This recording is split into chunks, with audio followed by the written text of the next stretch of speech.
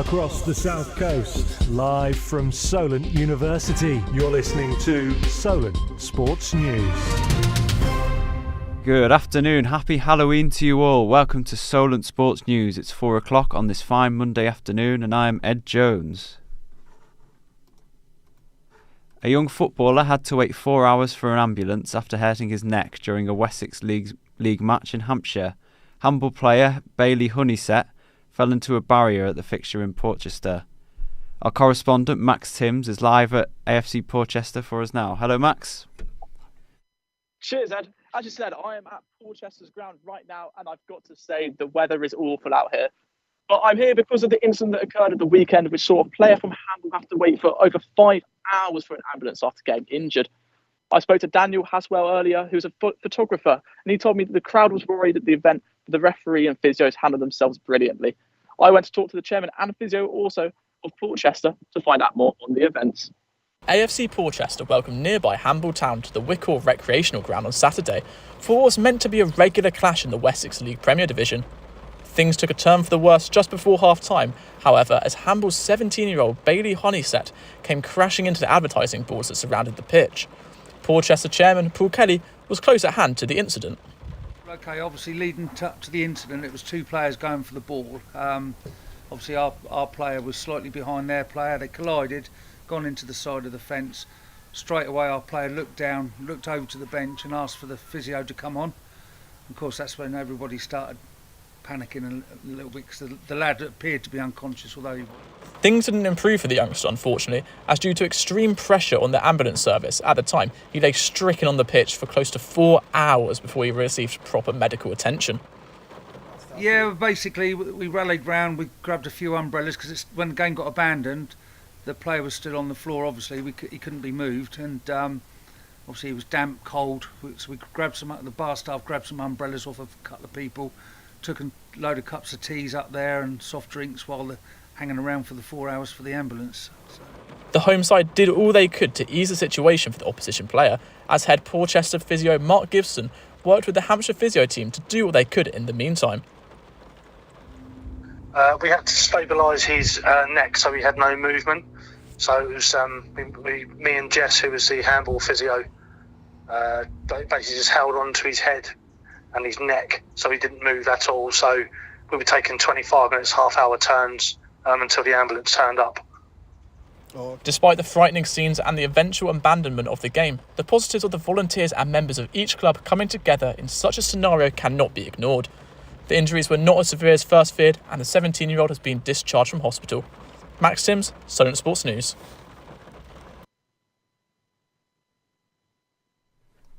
Thank you to Max there. In cricket news now, England cricket coach Paul Collingwood feels confident about the side's chances in the T20 World Cup. The English national team face New Zealand on Tuesday morning and can keep their hopes of qualification alive. The coach is looking ahead to a possibly exciting run in the competition. There's a lot of excitement around because we know that if we get it right in the next 4 games, then we've got an opportunity to win a World Cup. And it's almost into the knockout stages now in terms of how we got to go about our cricket with must-win games. Earlier on today, Australia kept the pressure on by beating Ireland by 42 runs. Ireland were 137 all out as the Aussies claimed victory ahead of their final group fixture against Afghanistan. Captain Aaron Finch was one of the standout performers after securing 63 runs from 44 balls in Brisbane. Yesterday, South Africa were their victors in their clash with India. We can hear more on that from our cricket correspondent Aaron Amer. India took on South Africa in a crucial T20 World Cup game, which saw the Proteas win a low-scoring affair by 5 wickets. India were a bit sloppy in the field, and Indian pacer Bhuvneshwar Kumar gave his views on it. If you take those catches, it's always a different thing. But of course, catches win the matches, or good fielding win the matches. So if we would have taken those chances or those are not, things could have been different. This win saw South Africa take the top spot in the group. With India needing wins in the next 2 games, journalist Abhishek Saini talked about if there is any pressure on the Indian team going into the game. Well, I wouldn't say that India is under pressure as such. It's still second in the group. and obviously had they beaten South Africa, it would have been 3 wins out of 3 for India. And in such a situation, you say that okay, India has one foot in the semi-finals, but still it is second and it's better placed than the other teams who are in contention, that is Pakistan, Zimbabwe and Bangladesh. But from here on, I think the games against Bangladesh and Zimbabwe become crucial. Another loss for India and it will be very tricky.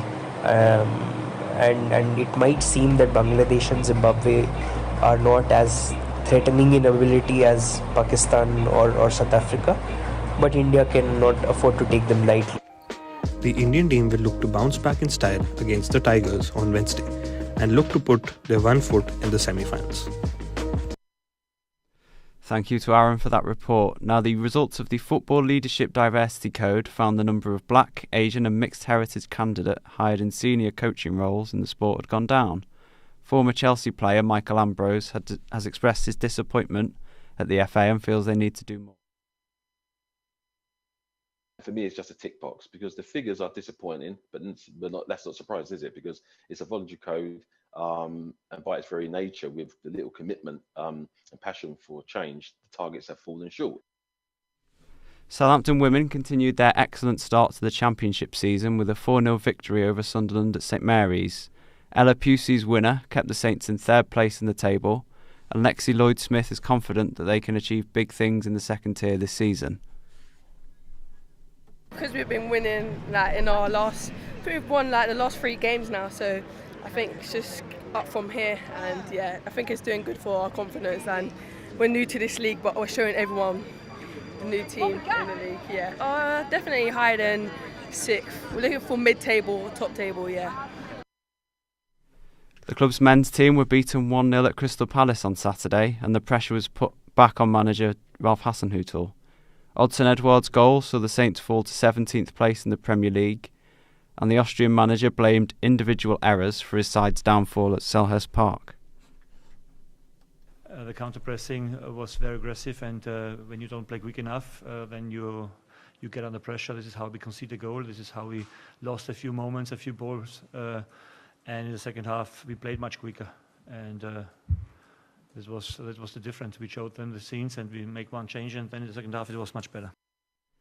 That's all from us for now. Thank you all for listening, and have a great Halloween. Remember, you can keep up to date on our website, solentjournalism.co.uk.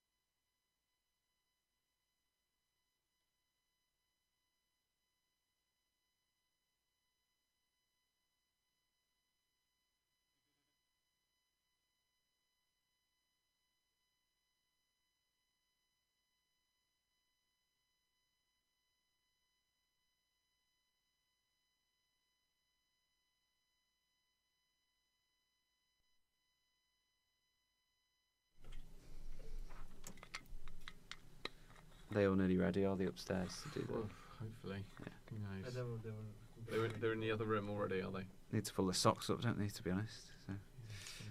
Hey, Max. Can you hear me? Oh. Can you hear me? Let's try that again. I'm not driving the desk very well. Here we go. Can you hear us? I can hear you, yes. We had a failure up, sorry. Hello?